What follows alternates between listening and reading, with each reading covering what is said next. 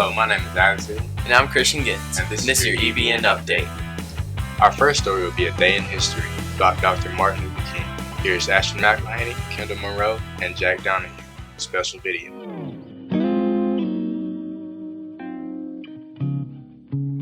Darkness cannot drive out darkness. Only light can do that.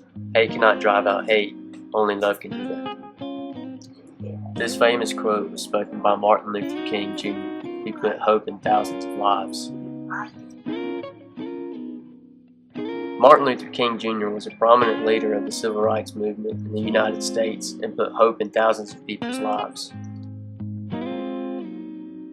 During the late 1950s through the late 1960s, King organized protests, proposed legislation, and spoke about injustice throughout the United States. Martin Luther King Jr. was born on January 15, 1929 in Atlanta, Georgia. King became a civil rights activist early in his career.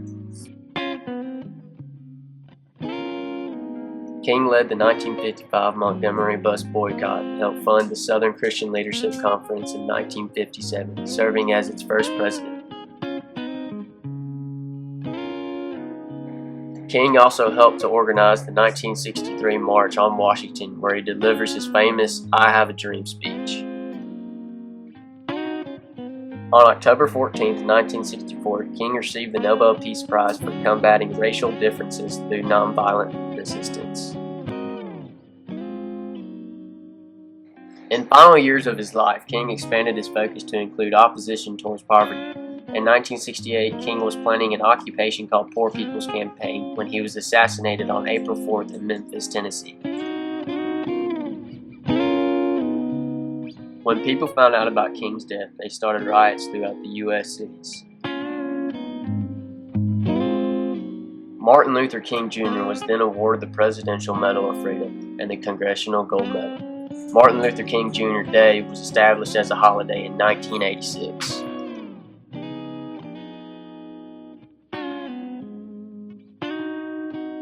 Martin Luther King Jr. will always be an inspiration in people's lives forever.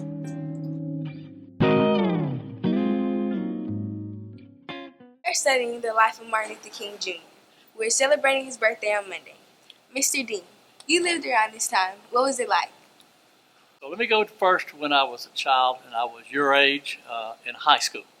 I grew up in a segregated South, so therefore my perspective was one that was from a totally white perspective, and we did not understand nor did we appreciate what Dr. King was doing at that time, being a Southerner.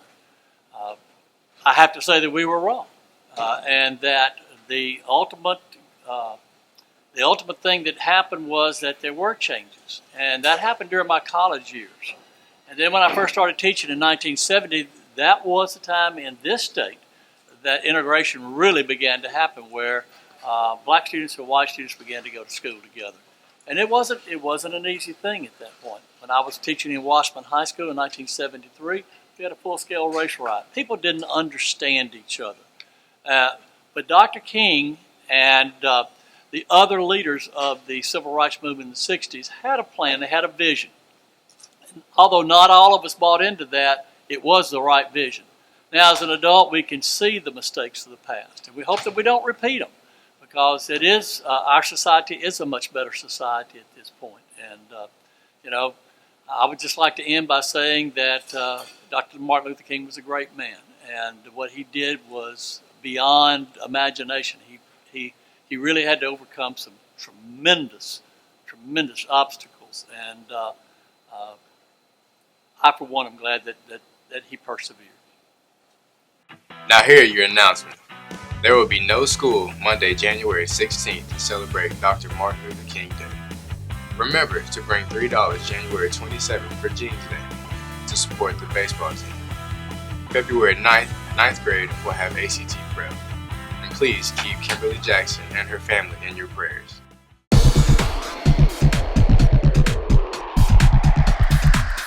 Recently, the boys and girls basketball has kicked off their season to an amazing start, and the LaVoy twins, Madison and Megan, were featured in the news.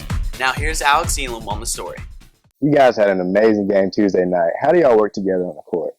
Well, we've been playing since middle school, and our chemistry has grown over the couple years. Tell me, what are you guys ranked, and what are your goals this year? Well, this is the best season we've had, and we're ranked number 3 in our division, and our plan is to take state. Xavier, both the Loyola and Bird game were neck and neck. How did y'all pull it off? In the Bird game, it was just a game, if you're a basketball player, it's a game that you would like to be a part of. It was two teams fighting it, going at each other the whole game. It was very enthusiastic. Both teams got your fans just going after, and our coaches, they just at the last second they just drew up the right play, and we executed to the perfect, and the shot just went through. And great basketball game. Also want to congratulate the girls and guys basketball team for beating Bird Tuesday night. Don't forget to tell our Eagles wrestling team good luck on their trip to Baton Rouge this Friday to wrestle St. Paul. And see you Tuesday.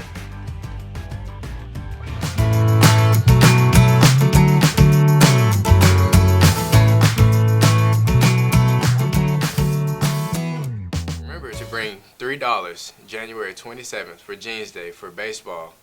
February 9th, freshman grade. What the?